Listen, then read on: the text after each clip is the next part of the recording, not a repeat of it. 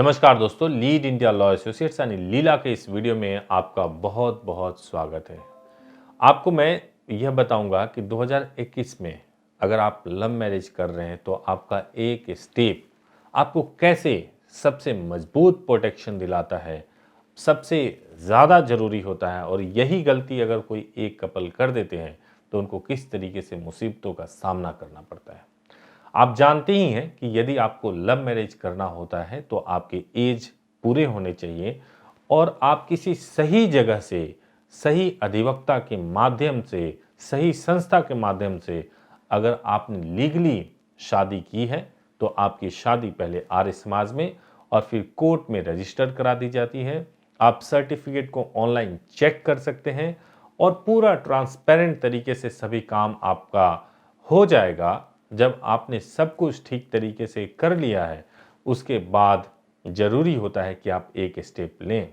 लेकिन उसके साथ साथ यह भी ज़रूरी है कि अगर आपको इंटीमेशन लेटर भिजवाना है, चाहे पुलिस के पास भिजवाना है, थाने में भिजवाना है, एसपी ऑफिस के पास भिजवाना है या लड़की के घर पर भिजवाना है या न्यूज़पेपर में पब्लिकेशन कराना है, यह भी बहुत ज़रूरी है। क्योंकि जैसे ही आप एसपी ऑफिस में या थाने में भेजते हैं तो उनको आप पर्याप्त सूचना दे देते हैं कि आपने शादी कर लिया है और आपने इसकी सूचना पुलिस को एसपी ऑफिस में दे दिया, लड़की के घर पर भी दे दिया लेटर के माध्यम से। दूसरी इंपॉर्टेंट बात, अगर आप न्यूज़पेपर में पब्लिकेशन करा देते हैं तो उससे ये हो जाता है कि आपको अगर न्यूज़पेपर में पब्लिकेशन करा दिया तो आपके लिए सबसे इंपॉर्टेंट चीज़ यह हो जाती है कि आप पर कोई यह आरोप नहीं लगाएगा कि आपने छिप छिपा के कहीं भी शादी कर ली और कोई गवाह नहीं है, कुछ ऐसा नहीं है जो पब्लिक ने देखा हो। तो न्यूज़पेपर एक पब्लिक डॉक्यूमेंट है, उसमें जब पब्लिकेशन हो जाएगा तो फिर कोई आप पे झूठा आरोप, चाहे दहेज है या किसी भी दूसरे तरीके का आरोप लगा नहीं पाएगा। सब्सक्राइबर बेस्ड न्यूज़पेपर होने की वजह से आपको किसी तरह की दिक्कत भी नहीं होगी। लेकिन वो एक स्टेप क्या है जिस स्टेप की बात मैं कह रहा हूं कि अगर आपने वो स्टेप ले लिया तो आपको सबसे मजबूत प्रोटेक्शन मिलेगा। वो स्टेप यह है कि कई बार लोग यह कहते हैं कि आपको अपनी शादी के बाद से 3 महीने तक छिप के रहना चाहिए, कोई कहता है 2 महीने तक छिप के रहना चाहिए, कोई कहता है 1 महीने तक छिप के रहना चाहिए। कपल भी ऐसा सोचते हैं कि वो घर से जाएंगे तो फिर पुनः वापस नहीं आएंगे, बात नहीं करेंगे, फ़ोन को स्विच ऑफ कर लेंगे। तो क्या इससे आपको प्रोटेक्शन मिल सकता है? आप यहीं पे करते हैं सबसे बड़ी गलती।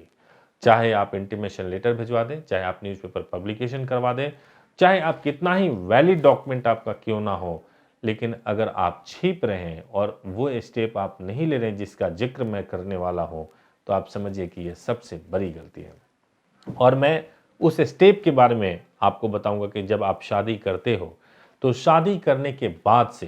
सबसे ज़्यादा ज़रूरी यह है कि जैसे ही आपकी शादी होती है उसकी सूचना आप खुद अपने परिवार को दो।